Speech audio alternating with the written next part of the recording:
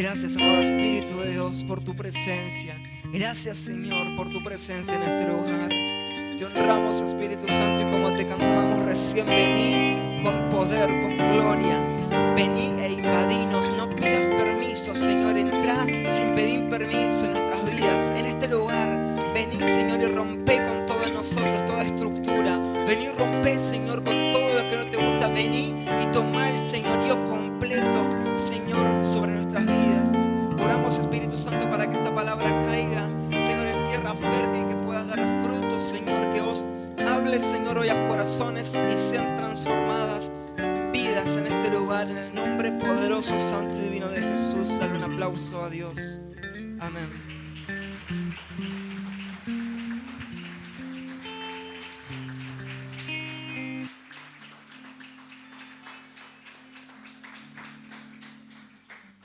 Dios te bendiga, iglesia. Buenas noches.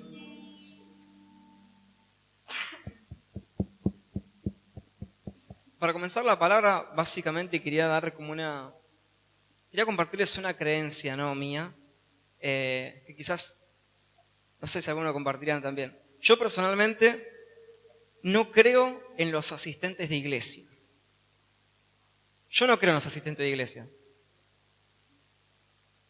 Asistente de iglesia, si uno lo puede entender mal, acá todos somos asistentes de iglesias, ¿no? Asistente de iglesias, ¿a qué me refiero con eso? Es la persona que viene a la iglesia, está de este lado, ¿no? Quizás, pero durante años, está de este lado durante años y entra y sale como si nada. Dios habla, ¿no? Le habla acá en la iglesia, el Espíritu Santo toca su vida, pero entra y se va de este lugar igual y pueden pasar 1, 2, 3, 5, 10, 15 y 20 años y la persona la vas a ver exactamente igual, ¿no? Acá entre nosotros, entre algunos, hacemos el chiste, ¿no? A estas personas capaz son denominadas cristianos de domingo. No porque sean personas que vengan en los domingos porque, no sé, en los sábados trabajan o algo así, sino que el cristiano de domingo acá entre nosotros es la persona, ¿no?, que busca los eventos especiales en la iglesia. Viene, hay Santa Cena. Vieron que cuando hay Santa Cena esta iglesia se llena. Yo acá puedo ver varias sillas vacías, pero miren, un domingo de Santa Cena desde acá arriba se ve lleno, ¿no? A esas personas, ¿no?, yo los denomino cristianos asistentes de iglesia. Y yo personalmente no creo en los asistentes de iglesia, porque son personas mediocres. En muchas áreas son mediocres, pero personalmente en una son mediocres máximos, ¿no? Son totalmente mediocres porque les falta la primera diapositiva. Guiño, guiño. Vamos de vuelta, vamos a hacer como que nada pasó. Y no creo en los asistentes de iglesia, porque son personas mediocres, ¿no? Porque les falta identidad. Identidad. Hace meses, ¿no?, yo vengo escuchando que desde acá arriba a veces se habla bastante de un espíritu que está azotando bastante fuerte en las iglesias en este tiempo, ¿no?, que es el espíritu de Pitón, que la pastora el otro día compartía un poco. Una característica que compartía ese día, que es la más notoria, es que este espíritu es el que se encarga de hacer esto, ¿no? Se encarga de apretar y te va apretando y te va cortando y no puedes respirar y te saca la identidad. Y te convertís en un asistente de iglesia que viene por venir. Te convertís en una persona que el fuego del espíritu ardía y se apagó. Una persona que estaba boom, boom para arriba y cayó, ¿no? Porque no estuvo a tiempo capaz de reprender. Cuando vienen quizás muchas situaciones, empiezan a hacer así y te corta y te quita lo más preciado que tenés, que es la identidad. Andá a salir del país sin el pasaporte y sin el documento. Te doy el premio Nobel si lo haces, mirá. Salvo que seas ilegal, ¿no? Pero no se puede. El documento, creo que, bueno, a ver, nos ha pasado seguramente que estamos en la calle y la policía, ¿no? Bueno, a mí me pasó una vez, tengo cara de bueno generalmente, así que no me para la policía, pero en la época donde se subían al colectivo, ¿no?, para revisar por la inseguridad, a los que hacían bajar del colectivo les pedían el documento de identidad. ¿no? Y si no tenés eso, sos un NN, ¿no? Una persona NN, una persona que no tiene identidad. Entonces vemos que no solo lo espiritual es importante, sino también lo terrenal. O al revés, no solo lo terrenal es importante, sino muy y más importante en lo espiritual. Si no tenés identidad significa que no sabés de dónde viniste, qué o quién sos, a dónde vas, lo que te corresponde, lo que podés hacer. Y podemos dar una lista sin fines, ¿verdad? ¿No? Y vamos a ver otra diapositiva que la falta de identidad es igual a estar huérfano. Huérfano, te voy a dar la definición, es falta de amparo, dirección, favor, valor, o según la RAE, creo que está la definición también para la pantalla, que según la RAE, la Real Academia Española, es falta de algo, especialmente de amparo, ¿no? A veces asociamos la palabra huérfano a decir sin padre, sin madre. Según la Real Academia Española, entre otras definiciones, cabe aclarar, es falta de algo, especialmente de amparo. Yo voy a hacer una frase y quiero, la verdad, escuchar muchos amenes o amén, ¿no? Nuestra identidad es que somos hijos de Dios. Nuestra identidad es que somos hijos de Dios. Hijos de Dios. Sí, así que te voy a llevar a un texto que está en Gálatas, capítulo 4, versículo 1, que dice: pero también digo, entre tanto que el heredero es niño, o alguna otra versión hay que dice inmaduro, ¿no? Traduce niño como inmaduro. Entre tanto que el heredero es niño o inmaduro, en nada difiere del esclavo, aunque es señor de todo, ¿no? Entonces, ¿qué nos lleva a la conclusión? Señor de todo es que tiene el señorío, tiene el control, el poder sobre todo, pero no puede usarlo por falta de madurez. Aloja. Hay un pastor muy conocido que dice Yuhu. Tenemos un Sandoval que dice, no me acuerdo, wow. Y acá un Rulitos que dice aloja, ¿no? Mientras tanto, la persona es inmadura, no puede ejercer la autoridad que tiene con la identidad de hijo. ¿Se entiende? Bien. Entonces nos lleva a otra conclusión, que inmadurez es igual a esclavitud. Porque fíjate si lo volvemos a leer que dice, entre tanto que el heredero es inmaduro, en nada difiere o en nada es diferente del esclavo. Inmadurez es igual a esclavitud. ¿Qué es inmadurez? ¿No? Inmadurez es cuando no asumís la responsabilidad que te corresponde. Veía ejemplos, ¿no? Todos sabemos que la madurez no va acorde a la edad muchas veces, porque tenés personas de 40 años que viven con los papás jugando a la PlayStation y tenés capaz un adolescente que por esa cosa de la vida tuvo que hacer de papá de sus hermanos porque su mamá trabajaba o algo así, y que tenés un adolescente de 16 años mucho más maduro en muchos casos que una persona de 40 años, ¿no? Entonces, convengamos que la madurez no va a la edad, sino cuando uno asume responsabilidades mayores, le correspondan o no. Entonces, me voy a llevar otro texto que está en Romanos 8, 14, 15, que dice, está en pantalla, ¿no? Sí, bien. Porque todos los que son guiados por el Espíritu de Dios, estos son hijos de Dios. Pues no habéis recibido el espíritu de esclavitud para estar otra vez en temor, sino que han recibido el espíritu de adopción por el cual clamamos Abba, Padre, ¿no? Un hijo de Dios no solamente es el que acepta a Jesús como Señor y Salvador, sino que es el que se deja, versículo 14, el que se deja guiar por Dios, el cual no le es desobediente a Dios, amén. ¿Y qué pasa cuando somos obedientes? Ahí tenemos acceso al siguiente versículo, al 15, que dice, por el cual nos dio el espíritu de adopción, por el cual podemos clamar Abba, Padre. Como mi mamá decía hace un ratito, ¿no? Abba, la traducción que se le podría dar a Abba, Padre, es papito querido, ¿no? Es como una relación íntima entre padre e hijo. Dios nos dio la identidad de hijo para que podamos tenerlo como papá cercano, pero eso tiene condiciones, ¿no? Que es mientras nos dejamos guiar por el Espíritu de Dios. Amén. Pero si somos inmaduros, estamos en la esclavitud. Ahí el mismo versículo te decía que no tenemos el espíritu de esclavitud, sino el espíritu de adopción por el cual podemos clamar Abba, Padre. Gálatas 4:1. Gálatas 4:1 al 7 vamos a leer. La verdad que el que se pone a leer Gálatas tenés muchas puertas abiertas ahí para conocer un poco de ese espíritu que os da, del espíritu de adopción. La verdad que es un libro muy rico, ¿no? Se le podría decir en eso. Gálatas 4 empieza: pero también digo, entre tantos, que el heredero es niño, en nada difiere del esclavo, aunque es señor de todo, sino que está bajo tutores y curadores hasta el tiempo señalado por el Padre.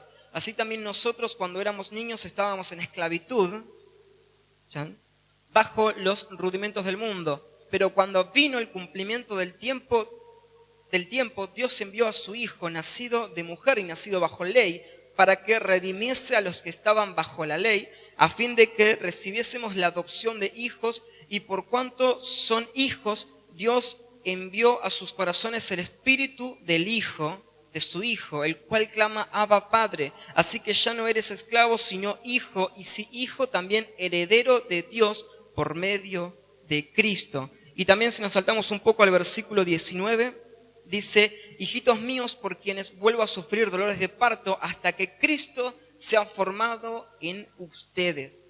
¿Sí? Ponemos un poco en contexto, ¿no? Este capítulo se ve que los Gálatas estaban como volviendo, ¿no? Estaban en tiempos de gracia, pero estaban volviendo a adquirir costumbres de la ley, de las cuales Jesús había roto. La ley que no es para nada provechosa. Y estaban con temas que no daban frutos. Y el versículo 19 me llama mucho la atención, porque dice: hijitos, o sea, Pablo toma el lugar de padre, ¿no?, con ellos, con los Gálatas, y dice: hijitos míos, por quienes vuelvo a sufrir dolores de... O sea, que ya había sufrido anteriormente, se ve que era un dolor de cabeza los Gálatas. Por quienes vuelvo a sufrir dolores de parto hasta que Cristo sea formado en ustedes. Hasta que Cristo sea formado en nosotros. Hay que recalcar mucho, la verdad, la labor que cumple dentro de un ministerio el pastor o los pastores, ¿no?, de la iglesia, porque el pastor es ese, como se puede ver en referencia a Pablo, no se da por vencido, era en cabeza dura los Gálatas, pero no se da por vencido, y el objetivo que tenía es que Cristo sea formado en nosotros. Nosotros somos cristianos, Cristo en miniatura, como nos han enseñado muchas veces desde acá arriba. El objetivo nuestro es parecernos a Cristo. Mientras no nos parezcamos a Cristo, nos queda grande el término cristianos. El objetivo, y el pastor, la verdad que es motivo de honra muchas veces, porque somos, no sé cómo decirlo, pero dolores de cabeza constante, donde Cristo no es formado en nosotros y Él sigue ahí, ¿no? ¿Cómo es la frase de Dani? Estate orando. Hablábamos ayer de eso justamente. Estate orando, ¿no? Y el pastor sigue ahí. Dale, levantate, te caíste, bueno, levantate, sacudite, te da otra oportunidad, vamos, levantate, y así. Y hay cristianos, asistentes de iglesia, ¿no?, que están durante años y son verdaderos dolores de cabeza, seguramente pienso, para el pastor. Pero vamos a hacer el trabajo fácil del pastor. El objetivo que tenemos es que Cristo sea formado en nosotros. Es ser a imagen y semejanza de Cristo. Estar acá en la tierra caminando como Jesús caminó. Ser igual en todos, que cuando las personas nos puedan ver, no vean a Julio, no vean a Facu, no vean al pastor, no vean a la pastora, que vean a Cristo en la pastora, Cristo en Facu, Cristo en el pastor, Cristo en Julio, Cristo en Katy, en quien sea. Pero que no seamos nosotros, como hay un texto que ahora más adelante vamos a tocar, sino que decía Cristo formado en nosotros, ¿sí? Hay una película que leí una reseña en internet hace un tiempo, que capaz alguno la habrá conocido, se llama Regreso a casa. No sé si alguno la habrá visto. Es de unos hombres, una pareja que adopta a un nene huérfano indio, ¿no?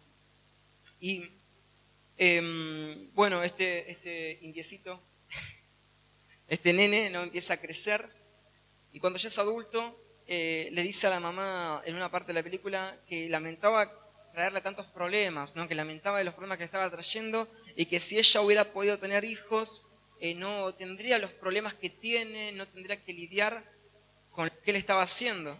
Mamá le responde: hey, pará, ¿quién te dijo que yo no podía tener hijos?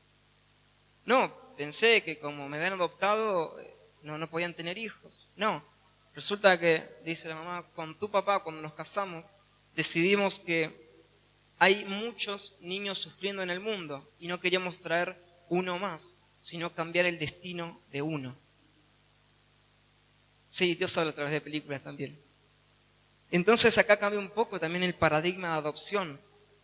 El paradigma, adopción, no sé si está la diapositiva, incluso podría decirse que es cambio de destino. Cuando uno recibe el espíritu de adopción por el cual clamamos papito querido, es imposible seguir como venías. No puedo hacerlo porque si no va a sonar un plumo en el micrófono, pero vamos a representarlo caminando. Es venir así, chocarte con la identidad de Dios y cambiar el destino, porque ibas a destino de muerte y Dios te dio destino de vida para que lo puedas llamar papito querido. Y dale un aplauso si te lo crees.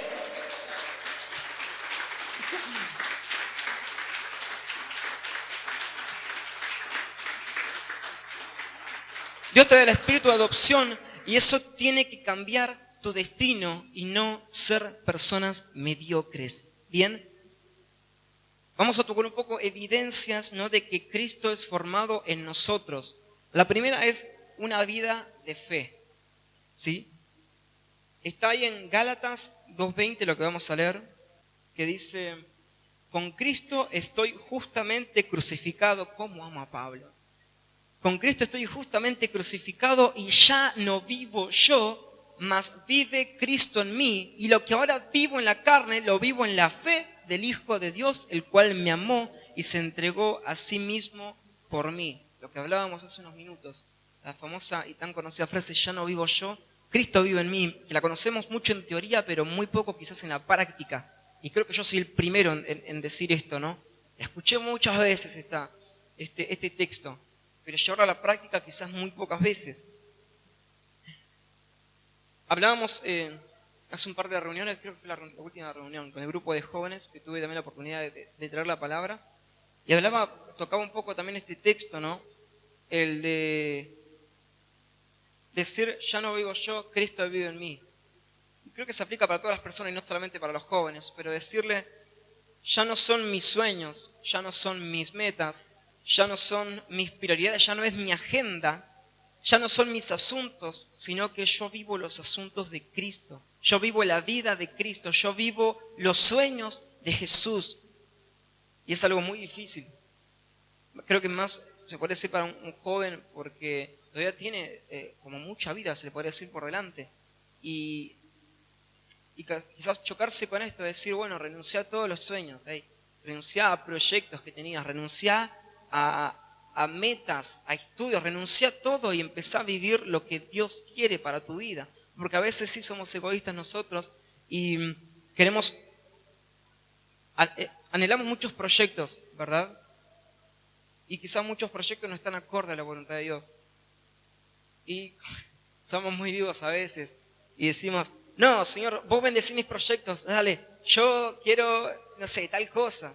Sin saber que nosotros no conocemos lo que va a venir, sino que Jesús es el que conoce, o Dios conoce el porvenir. No sabes, el sueño que tenés aparenta ser lindo, pero termina siendo un sueño de muerte, por más lindo que se lo dibuje a veces, ¿no?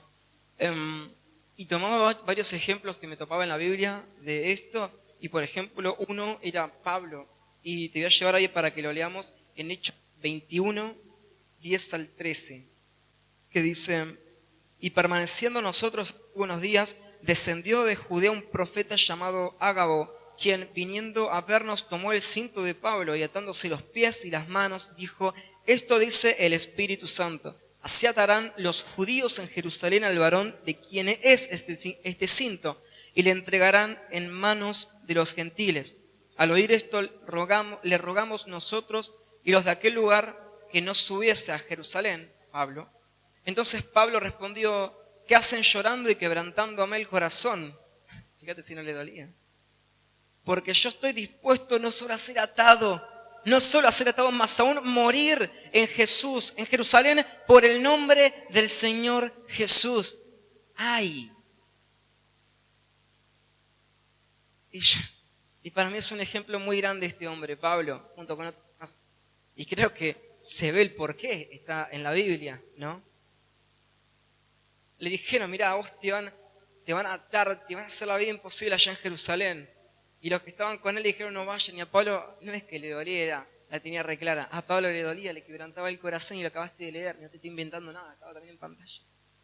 A Pablo también le dolía, pero Pablo tenía una convicción muy fuerte de que su vida no era propia, él vivía para Cristo.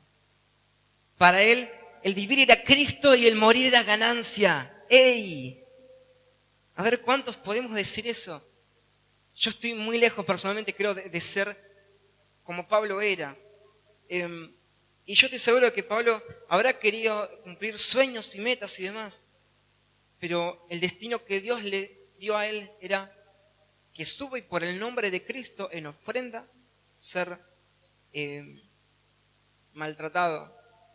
Y ahí lo acabas de leer, el último versículo, que dice, yo estoy dispuesto no solo a ser atado, no solo a ser atado, más aún a morir en Jerusalén por el nombre del Señor Jesús. Y que hoy en día hay muchas personas así, en cualquier parte del mundo, no solamente en el lado oriental del planeta, no solamente en Asia y en demás lugares están muriendo cristianos, sino también en muchas partes del mundo mueren cristianos a causa del nombre de Jesús. Algunos que son lo más fuertes de ver, decapitados, azotados, pero otros mueren por enfermedades quizás o pestes porque están en lugares de bajos recursos, trayendo el reino también a donde muy pocas personas quieren ir o no les gustaría ir, ¿no? Lugares donde comer capaz es un lujo, donde el agua es un privilegio tenerla. Y otro personaje muy importante de la Biblia que yo veía y también recalcaba era Jesús. Y que yo estoy seguro que, bueno, todos conocemos la historia de Jesús. Yo estoy seguro que Jesús le habrá gustado a alguna chica alguna vez. Jesús era como nosotros, si no le hagamos tan... Jesús tenía ganas de ir al baño, Jesús le daba hambre. A veces le hacemos tan... El super santo era santo, pero también tenía parte humana, ¿no?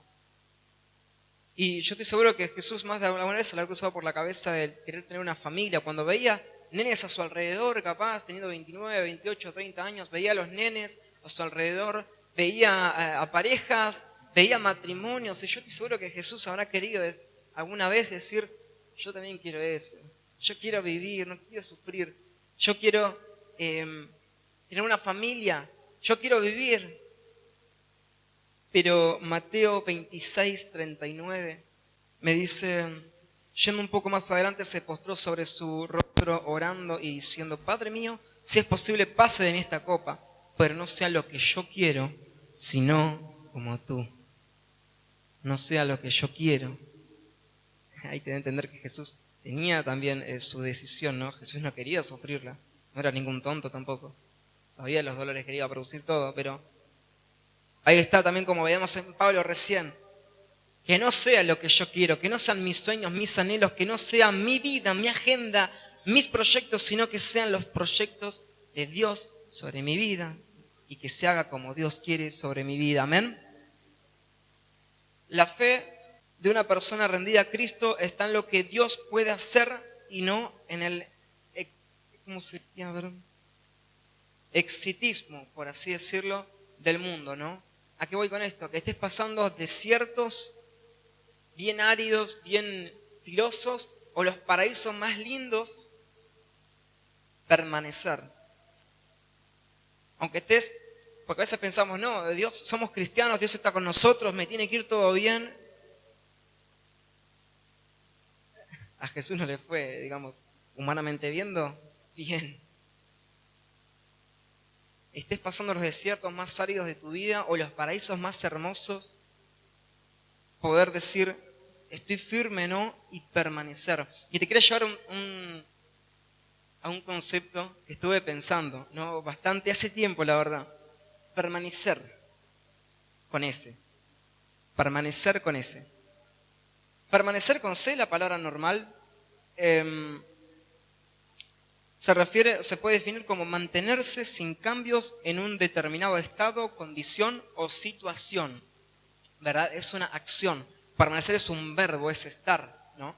Permanecer viene de acción y permanecer, el concepto que yo estaba pensando, ¿no? Con ese, era del verbo al ser, del hacer al ser. Entonces, para darlo más clarito, indica que no quiero que sea una acción, sino que sea permanente, ser permanente. No sé si me explico.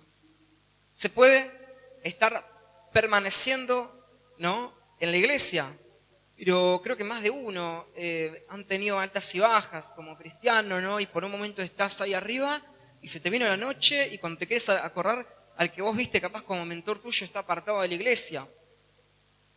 Toda acción tiene un principio y un final. Pero ahora permanecer es ser permanente, y lo que es permanente no se conmuta con el tiempo, no tiene final.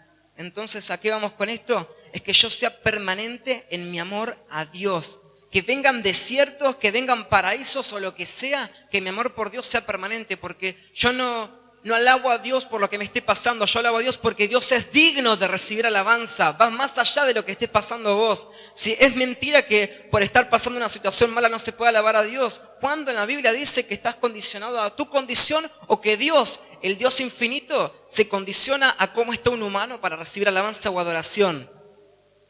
Dios es digno de recibirla. Estés pasando el peor o el mejor momento de tu vida, permanecer, ser permanente adorando, ser permanente amando a Dios incondicionalmente. Fuimos creados para adorar, como se ha tocado muchas veces. Fuimos creados para Dios, por y para Dios. Hechos 9, 1 al 9, más o menos, 9, 1 al 19, no lo vamos a estar leyendo, pero es muy conocido, es la historia de Pablo, ¿no? Cómo de ser Saulo pasó a ser Pablo. Se dice que iba camino a Damasco, pensando que iba a hacer el bien, porque para él el matar cristianos estaba bien. No, él era de la secta, los fariseos, si no me equivoco, y iba por la tierra básicamente eliminando cristianos, ¿no? Era un jugador de PlayStation profesional el tipo. Nos ponías al Call of Duty y te ganaba al todo, me parece. Iba camino a Damasco pensando que hacía el bien y de repente pasó algo inesperado en la agenda de Pablo. Apareció Jesús revelándose a su vida. Y dice que la Biblia que cuando pasó eso, Pablo quedó ciego, estuvo ciego por 3 días. Y a partir de ese momento está la transición de ser Saulo a Pablo, ¿verdad? Jesús se le presentó, ¿no? Y Pablo estaba como, ¿quién sos vos? ¿Quién sos vos? Saulo, Saulo, ¿por qué me perseguís? ¿Quién sos vos? Yo soy Jesús, a quien vos estás persiguiendo. Pablo se encontró con el ser de Dios y automáticamente le dice, ¿qué querés que haga? Si no me equivoco está por el versículo 4 más o menos. Bueno, si tienen ganas de leerlo en su casa, Hechos 9, 1 al 19, está bien relatado, ¿no? Pero créanme que le digo la verdad, que le preguntó, ¿qué querés que haga? Y ahí Jesús no le dio todo lo que quería que haga. Habló un poquito, le dio un tramo, ¿no? Se conectó primero con el ser de Dios y automáticamente cuando uno conoce a Dios, cuando uno tiene un encuentro con Dios, ¿qué querés que haga? Estoy a tu servicio. Es imposible, como decíamos recién, chocarte con la identidad que Dios te da y seguir el mismo destino. La identidad es un cambio de destino. Y si no me crees, tenés la vida de Pablo como ejemplo en la Biblia. Jesús no le dio todos los planes que tenía para Pablo ahí en un segundito.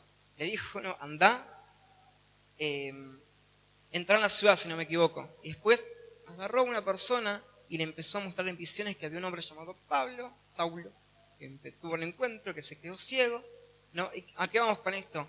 En que el propósito de Dios siempre te va a conectar con el cuerpo de Dios. El propósito de Dios, no hay propósito de Dios solitario. Todos somos todos, ¿no? El cuerpo lo componemos todo, el cuerpo de Cristo. ¿Se entiende, no? A veces soy medio atravesado para hablar, pero creo que se está entendiendo bastante clarito. ¿Y a qué vamos con esto? Que es un motivo principal y que una vez en una oportunidad que tenía de estar también acá arriba en la otra iglesia, compartía. Te voy a llevar, mira, Mateo 3:17, que es un texto que a mí mucho me llamó la atención y que yo anhelé y anhelo. Creo que voy a anhelar siempre y se los comparto por si también alguno quiere anhelarlo. dice, y hubo una voz en los cielos que decía, este es mi Hijo amado, en quien tengo complacencia. Este es mi Hijo amado, el cual me da placer, el cual me complace. Eso logró el Hijo de Dios, eso logró Jesús. Decir que Dios Padre diga, parafraseándolo, me enorgulleces como hijo, me das placer. Yo te reconozco como hijo porque complaces mi corazón. Y eso por mucho tiempo y lo tuve y lo voy a seguir teniendo. Y que algún día capaz pueda recibir o que también podamos recibir cada uno de nosotros, que Dios nos hable y nos diga, me pones contento, estoy gozoso con vos, porque sos parecido a mi Hijo, sos parecido a Jesús. Gracias por los amén. Nadie comparte mi objetivo también, que tendría que ser el objetivo de varios. Segundo punto, mayor entendimiento de la gracia. Y te voy a llevar a Gálatas 1, versículo 14 y 15. Dice, y en el judaísmo aventajaba a muchos de mis contemporáneos en mi nación, siendo mucho más celoso de las tradiciones de mis padres. Pero cuando agradó a Dios, que me apartó desde el vientre de mi madre y me llamó por su gracia. Y este texto lo voy a conectar con otro que está en 1 Corintios 15:10. Pero por la gracia de Dios soy lo que soy y su gracia no ha sido en vano para conmigo. Antes he trabajado más que todos ellos, pero no soy yo, sino la gracia de Dios conmigo. ¿A qué vamos con esto? Si vos entendés tu identidad, no vas a ser un asistente de iglesia, ¿sí? Porque un asistente de iglesia, un cristiano no tiene que estar 15 años, 20 años de este lado, recibiendo todo el tiempo. El que entiende la identidad de Dios, entiende el poder de Dios sobre su vida. Amén. Ay, despiértese, que no es pobre al que le toque predicar mañana, quizás que tenga el pueblo medio dormido, si estamos a esta hora y mejor me callo. Un cristiano que entiende identidad, solamente con que entendamos este concepto, yo estoy más que contento, la verdad, y creo que Dios también. Un cristiano que entiende su identidad es un cristiano que tiene el poder de Dios. Un cristiano que establece el reino de Dios en la tierra. Entonces, ¿qué pasa? No te convertís en un asistente de iglesia. Es imposible serlo. Por eso te digo que yo no creo. Porque es un cristiano de poder el que es cristiano. Y el cristiano de poder tiene que estar demostrando el poder de Dios. Está bien, si recién llegaste a la iglesia, es más que obvio que estés capaz ahí un tiempo, ¿no? Recibiendo. Pero ya personas de años que podrían dar o que tendrían que dar, ¿no? ¿Y qué pasa? Que si vos entendés el poder de Dios, Dios, si sos humilde, obviamente te va a empezar a levantar. Y a Pablo lo veíamos como una persona, un matacristiano, se resultó ser una persona que quedó plasmada en la Biblia. Y él la tenía muy clara en esto porque no se le subía el orgullo, sino que reconocía que todo lo que él tenía era por la gracia de Dios. Una persona que entiende su identidad, entiende que todo lo que logre de acá en adelante es por la gracia de Dios y no por mérito propio. Hay una frase que me marca mucho también, ya para ir redondeando, les aseguro que no le robo más tiempo, que va a aparecer en pantalla, que es esa. Se puede servir sin amar, pero no se puede amar sin servir. Amén. ¿Por qué te digo esto? Primera de Samuel 3. Si lo querés anotar y leerte en tu casa, es la historia de Samuel. Pero hay un versículo que me llama mucho la atención de este capítulo, que voy a ver si en vivo lo puedo encontrar. Porque dice el 7. Vamos a leer 6 y 7. 1 Samuel 3, 6 y 7 dice, y Jehová volvió a llamar otra vez a Samuel. Y levantándose Samuel vino a Elí y dijo, heme aquí, ¿para qué me has llamado? Y él le dijo, hijo mío, yo no te he llamado, vuelve y acuéstate. Y Samuel no había conocido aún a Jehová, ni la palabra de Dios le había sido revelada. ¿Y ahora por qué la frase que te puse en un principio? Porque resulta que Samuel desde su nacimiento fue consagrado a Dios. Samuel era lo que se llama nazareo. También todo el nazareo más conocido es Sansón, ¿verdad? Personas que por votos, por promesas, por así llamarlo, están dedicadas a vivir para Dios. Entonces, tenemos un Samuel que vivía en el templo. Estaba 24/7 en el templo al cuidado del sacerdote. Y hay historias, partes que me causan porque dice que la mamá iba de vez en cuando y les traía ropa porque él iba quedando chica, no creo que una vez por año le iba trayendo ropa porque Samuel iba creciendo ahí. Desde ser nene empezó a crecer dentro del templo, todo lejos de su mamá. Y le iba cambiando la ropa a la mamá, ¿no? Y resulta que Samuel estaba al servicio de Dios. Pero Samuel no conocía todavía a Dios. Yo puedo estar acá haciendo ruido, puedo estar predicando, ¿no? Podemos estar en cualquier servicio de la iglesia sin amar a Dios. Pero una persona que ama a Dios no se puede quedar quieta y tiene la necesidad de servir. Se puede servir sin amar, pero no se puede amar sin servir. Síntoma del tan famoso y conocido primer amor. ¿Cómo te das cuenta que una persona está en el primer amor? Porque la ves haciendo de todo en todo lugar. Que está en la alabanza, que está en el coro, que está limpiando la iglesia, que está, no sé, como colaboradora, que está en pantalla, que está en todos lados. Viejo, ¿dónde te alcanza el tiempo a vos? Y te van a preguntarle, ¿qué así? ¿No trabajás vos? ¿Qué onda? Ya tienes una persona con el primer amor. Cuando uno tiene un encuentro con Dios, ¿no?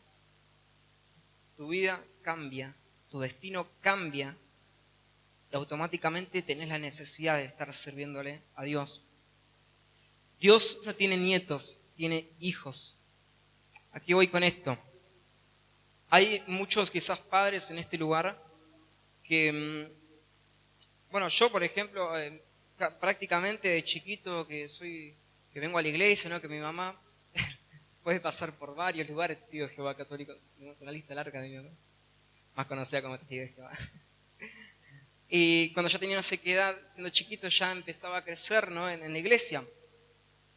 Y creo que hay muchas personas, quizás como yo también, que fueron creciendo en la iglesia, pero que quizás muchos padres dicen, mi hijo venía conmigo a la iglesia y todo, de un momento a otro le pintó la rebeldía y dejó de venir y se apartó, ¿no? Y demás. Dios no tiene nietos. Para Dios nadie es el hijo de, sino que todos son hijos suyos. Y mirá, todos conocemos a Abraham, que fue el padre de la fe. Abraham levantó altares, ¿no? En varios lugares por donde pasó. Y hay uno que está en Génesis 12, 1 al 19. No lo vamos a estar leyendo porque estoy viendo es bastante largo, pero resulta, resumiéndolo, el que lo quiera leer en su casa, Abraham pasó por un lugar llamado Betel, ¿no? Y estando allá, edificó un altar en Betel. Abraham pasó el tiempo, ¿no? Tuvo a Isaac tuvo a Jacob, y Jacob, como todos sabemos, significa tramposo, ¿no? Jacob empieza a ir por caminos torcidos, escapando de su hermano, ¿no? Porque lo quería matar, porque por tramposo le quitó su primogenitura, y empezó a ir por lugares desiertos. Y en un momento duerme en una piedra, ¿sí? Que está en Génesis 28, 10 al 19, te leo rápido. Dice, salió pues Jacob de Berseba y fue a Harán, y llegó a un cierto lugar y durmió allí porque ya el sol se había puesto, y tomó de las piedras de aquel paraje y puso en su cabecera y se acostó en aquel lugar. Y ese lugar era Betel. El que tiene la Biblia física puede ver que antes del versículo 10 aparece un subtítulo en la Biblia que dice Jacob en Betel, o Dios se le aparece a Jacob en Betel. Y soñó, y hay aquí una escalera que estaba apoyada en la tierra, y su extremo tocaba en el cielo, y aquí ángeles de Dios que subían y descendían por ella. Y aquí Jehová estaba en lo alto de ella, y el cual le dijo, yo soy Jehová, el Dios de Abraham tu padre, y el Dios de Isaac. La tierra en que estás acostado te la daré a ti y a tu descendencia. Será tu descendencia como el polvo de la tierra, y extenderás al occidente, al oriente, al norte, al sur, y todas las familias de la tierra serán benditas en ti y en tu simiente. He aquí, yo estoy con vos. Y de paso tomarlo como palabra profética. Yo estoy con vos y te guardaré por donde quiera que fueres, y volveré a traerte a esta tierra, porque no te dejaré hasta que haya hecho lo que te he dicho. Y despertó Jacob de su sueño y dijo, ciertamente Jehová está en este lugar, y yo no lo sabía. Y tuvo miedo y dijo, cuán terrible es este lugar. No es otra cosa que casa de Dios y puertas del cielo. Siglos quizás antes, Abraham estuvo por ese lugar y edificó un altar de piedras. Jacob se acostó sobre una piedra. Quizás esa piedra en la que se acostó Jacob, tiempo atrás, fue levantada como altar por Abraham. No estoy diciendo que haya sido esa piedra, pero lo que sí estoy seguro y que te puedo decir es que Dios le sale al encuentro a los que son fieles y tiene la promesa por su generación. Quizás sí, por ser padre, ¿no? Traes a tu hijo a la iglesia y va mamando lo que se va hablando desde acá arriba y demás, y llega un tiempo, y ahí es donde se aplica lo que te decía, que Dios no tiene nietos, tiene hijos, donde cada uno tiene que pasar el proceso de Dios por el cual choca y el destino le cambia. Sos excelente como papá, pero tenés que dejar que Dios también trate con tu hijo. Los amo. Pero si lo amás a tu hijo, deja que Dios trate con tu hijo. Porque a los que son fieles, como Abraham, puede pasar el tiempo que pueda pasar, Dios sale al encuentro de su generación. Dios sale al encuentro de los que son fieles. Si amás a tu hijo como papá, ponete las pilas. Buscá tener un encuentro con Dios, porque Dios no defrauda. Dios no defrauda. Dios sale al encuentro de los que son fieles. Y si tenés un hijo que quizás es como tan dicho, ¿no? La oveja negra de la familia o algo así, descansa en Dios, por los procesos que pasa tu hijo, y déjalo, que Dios lo ama más que vos a tu hijo. Y Dios sabe, si vos le sos fiel, que tiene promesas con todas tus generaciones. Tu identidad determina destino. Sos un hijo de Dios que ante cualquier circunstancia que pases, tenés que tener en claro de dónde sos, de dónde viniste, quién es tu papá, a dónde vas, a dónde te manda Dios. Un hijo reconoce a su padre y lo adora.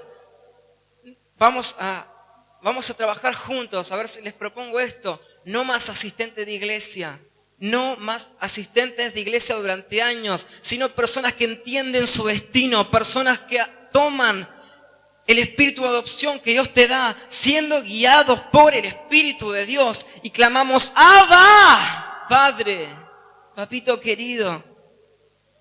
Dios quiere una generación o unas personas activas, y no solamente para los jóvenes, también para los adultos y quien sea. Para Dios no hay edad. Entonces vamos a ponernos de acuerdo, no más personas que sean asistentes de iglesia durante años. Yo creo que tanto hablo como yo, como los pastores de este lugar, como cada líder, queremos una iglesia activa, una iglesia que demuestre el poder de Dios en la tierra, una iglesia que quizás salga de las cuatro paredes y demuestre la sobrenaturalidad que tiene como gen dentro, porque sos el hijo del creador del mundo. ¡Hola! Sos el hijo del creador, demostrá esa sobrenaturalidad de Dios afuera, en tu trabajo, en el colegio, en el barrio, en donde sea. Demostrá que sos el hijo de Dios también en la tierra y comportate como un Cristo en la tierra. Sé el reflejo de Cristo en la tierra, que te vean a vos y digan: ¡Él no vive! ¡Cristo vive en Él! Y ponete de pie, ya que estamos, porque quiero hacer una invitación también. Por temas técnicos hasta acá estuvo grabando el audio de la consola, pero pasó una situación más en vivo, por así decirlo, que yo pienso que vale la pena ponerlo acá también en el video.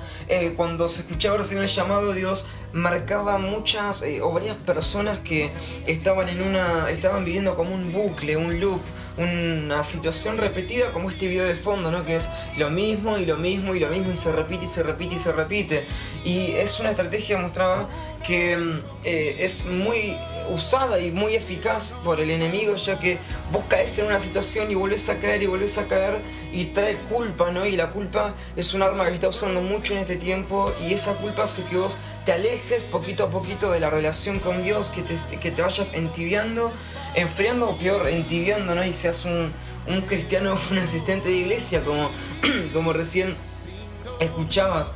Entonces no sé si capaz vos que estás escuchando esto sos también, o estás pasando una situación bucle donde repetís lo mismo y no sabes cómo salir, y ya incluso te estás dando cuenta que la relación con Dios no es la misma, que no estás buscando a Dios con la misma intensidad que antes y demás. Y estoy seguro que Dios preparó este momento también. Las casualidades no existen, yo creo en las causalidades, y yo creo que Dios también preparó este momento para que vos que estés escuchando o viendo esto y te identifiques con que estés viviendo una situación bucle, digas: hasta acá llegó, yo Sabes que con tus fuerzas no vas a lograr nada, sino que es tomado de la mano de Dios. Y Dios está hoy dispuesto en este momento a restaurar la relación tuya con Él y a restaurar tu vida y a sacarte de esa situación en bucle para que puedas renovar, para recuperar la identidad que tienes como hijo de Dios. Si sos o te dejas guiar por el Espíritu de Dios, y para dejarte guiar necesitas escuchar la voz de Dios, y para escuchar la voz de Dios hace falta relación con Dios. Entonces, acá como estás, mira, yo te invito a que en la mente, o si podés arrodillarte o tomarte un tiempito ahora a solas con Dios, te humilles delante de Él y le digas: hasta acá llegó, yo quiero amarte verdaderamente, yo quiero volver a recuperar la relación con vos, volver a recuperar el primer amor, ser un cristiano verdaderamente, caminar como Jesús, tener la relación que Jesús tenía con Dios el Padre. Así que este es el tiempo que Dios preparó, estoy seguro, para tu vida, y sé que hoy es un día que Dios preparó para que tengas un encuentro con Él.